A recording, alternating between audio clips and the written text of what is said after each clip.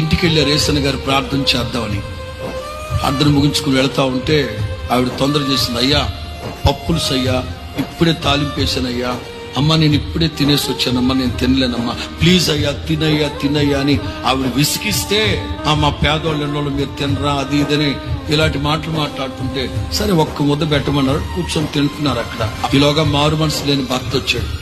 అరే చూడ్డానికి దున్నపోతులాగా ఉన్నావు, 10 ఇంట్లో అడక్క తిని తినకపోతే ఏదైనా పని చేసుకుని బతకచ్చుగా అని వీలేదా? ఆ రోజున ఆలోచనలో పడ్డాడు.